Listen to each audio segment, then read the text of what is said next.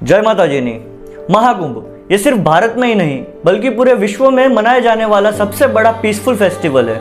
महाकुंभ नाम सुनने मात्र से तन और मन में संस्कृति, पवित्रता और आध्यात्मिकता की एक लहर छा जाती है। महाकुंभ अपनी अलौकिक विशेषताओं के लिए पूरी दुनिया में प्रसिद्ध है, इसीलिए देश विदेश से करोड़ों लोग ये फेस्टिवल सेलिब्रेट करने को भारत में आते हैं। ये फेस्टिवल के साथ साथ एक आध्यात्मिक अनुभव का भी केंद्र बन चुका है। फॉरेन मीडिया और डॉक्यूमेंट्रीज ने इस फेस्टिवल को और भी प्रसिद्ध बनाया है। महाकुंभ के माध्यम से यहाँ और भी अलग अलग संस्कृतियों का मिलन होता है। यहाँ आए लोगों को भारतीय संस्कृति, परंपरा और धार्मिकता को समझने का अवसर मिलता है। इवन यूनेस्को ने महाकुंभ को इंटेंजिबल कल्चरल हेरिटेज का दर्जा दिया है, जो इसे इंटरनेशनल लेवल पे भी एक महत्वपूर्ण फेस्टिवल बनाता है।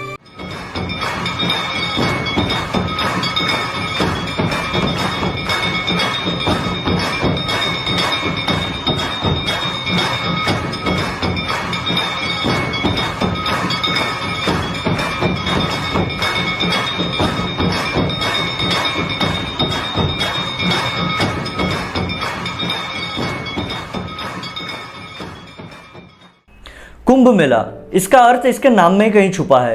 कुंभ यानी कि कलश, जो कि पानी या तो अमृत से भरा हो, और मेला यानी कि लोगों का गेट टुगेदर। बेसिकली भारत में देखा जाए तो कुंभ मेले 4 प्रकार के होते हैं। सबसे पहले आता है कुंभ मेला, जो कि 3 साल के अंतर पे अलग अलग जगहों पर मनाया जाता है। हरिद्वार में गंगा नदी के किनारे, उज्जैन में शिप्रा नदी के तट पर, नासिक में गोदावरी नदी के किनारे और प्रयागराज में त्रिवेणी संगम के पास, जहां पर गंगा, यमुना और सरस्वती तीनों नदियों का मिलन होता है। फिर आता है पूर्ण कुंभ मेला, जो कि 12 वर्षों में एक बार मनाया जाता है और ये भी इन 4 स्थानों पर ही मनाया जाता है। फिर आता है अर्ध कुंभ मेला, जो हर 6 साल में मनाया जाता है और ये हरिद्वार और प्रयागराज में मनाया जाता है। फिर आता है महाकुंभ मेला, जो कि 12 पूर्ण कुंभ मेलों के बाद होता है, यानी कि 144 साल में एक बार। महाकुंभ सिर्फ प्रयागराज में मनाया जाता है और इसे सबसे बड़ा और पवित्र मेला कहा जाता है। ये चारों कुंभ का आयोजन खास करके सन, जुपिटर और मून किस स्थिति में और किस राशि में है, इसके आधार पर किया जाता है, जो इसके धार्मिक और एस्ट्रल महत्व को भी बढ़ाता है।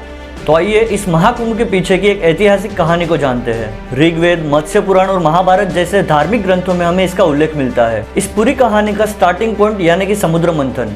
तो कहानी कुछ ऐसी है कि एक बार ऋषि दुर्वासा ने राजा इंद्र को श्राप दिया कि तुम श्रीहीन और शक्तिहीन हो जाओगे, और इसके चलते देवता निर्बल हो गए और दानवों की शक्ति बढ़ गई, जिसके कारण दानवों ने स्वर्ग पे अपना कब्जा जमा लिया।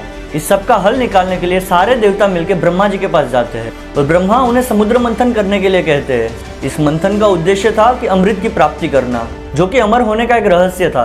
तो इसी अमृतत्व को पाने के लिए देवता और दानवों ने मिलकर समुद्र मंथन किया। इस समुद्र मंथन को करने के लिए मंदराचल पर्वत की मतनी बनाई गई और वासुकी नाग की रस्सी बनाई गई। समुद्र मंथन के दौरान इसमें से 14 रत्नों की प्राप्ति हुई। हलाहल यानी विष, कामधेनु गाय, उच्च श्रवा घोड़ा, ऐरावत हाथी, कौस्तुक मणि, कल्पवृक्ष, रंभा नाम की अप्सरा, देवी लक्ष्मी, वारुणी अर्थात मदिरा, चंद्रमा, पारिजात वृक्ष, पांचजन्य शंख, भगवान धन्वंतरी और अंत में अमृत कलश प्रकट हुआ। इस कलश को लेकर देवता और असुरों के बीच में युद्ध हुआ, क्योंकि दोनों की चाह उस अमृतत्व को पाने की थी। इस युद्ध को रोकने के लिए भगवान विष्णु ने मोहिनी रूप धारण करके असुरों को अमृत से वंचित कर दिया और देवताओं को अमृत प्राप्त करवाया। और कहा जाता है कि इस युद्ध के दरमियान अमृत की 4 बूंदें पृथ्वी पर गिरी। प्रयागराज, हरिद्वार, उज्जैन और नासिक, ये 4 स्थान पवित्र बने और इन्हीं जगहों पर कुंभ मेले का आयोजन होता है।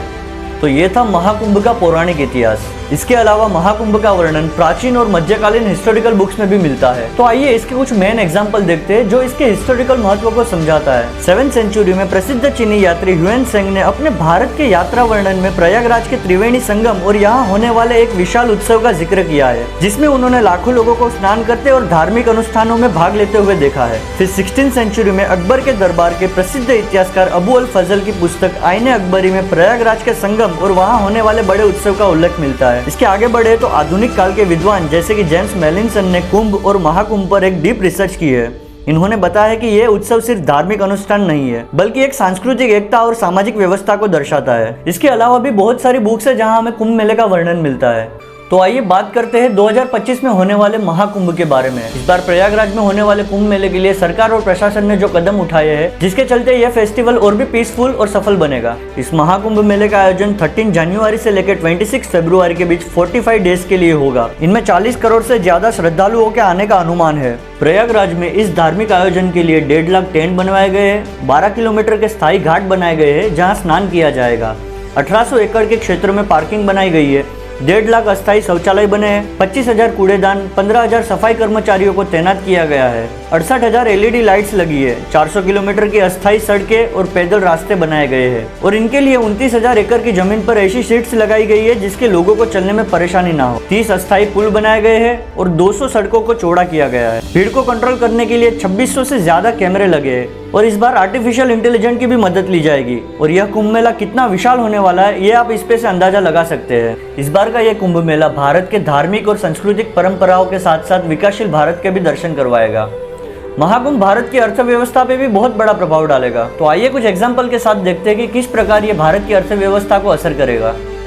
महाकुंभ के समय करोड़ों लोग भारत के अलग अलग कोनों से यहाँ आएंगे जिसके कारण टूरिज्म इंडस्ट्री को एक बूस्ट मिलेगा और इसके चलते होटल्स, धर्मशाला और होमस्टे भर जाएंगे। रेस्टोरेंट्स और लोकल फूड वेंडर्स का व्यापार बढ़ेगा। ट्रांसपोर्ट सर्विस जैसे बसेस, ट्रेन्स और फ्लाइट्स की डिमांड बढ़ती जाएगी। महाकुंभ के आयोजन के दौरान कई अलग अलग सेक्टर में रोजगार के अवसर बनेंगे। इवेंट मैनेजमेंट और इंफ्रास्ट्रक्चर डेवलपमेंट के लिए स्किल्ड और अनस्किल्ड वर्कर की जरूरत होती है। टूर गाइड, ट्रांसलेटर और लोकल वेंडर्स की भी यहाँ डिमांड होती है। सिक्योरिटी और मेडिकल स्टाफ के नए अवसर बनते हैं। महाकुंभ की ग्लोबल पॉपुलैरिटी के कारण विदेशी यात्री और मीडिया यहाँ आती है। ये भारत को एक आध्यात्मिक और कल्चरल टूरिज्म का डेस्टिनेशन के रूप में प्रमोट करता है।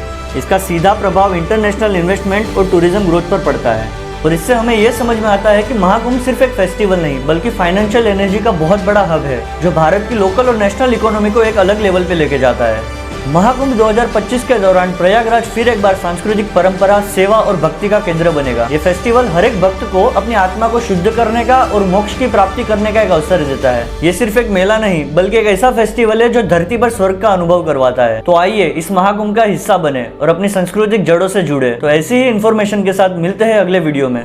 जय माता जी।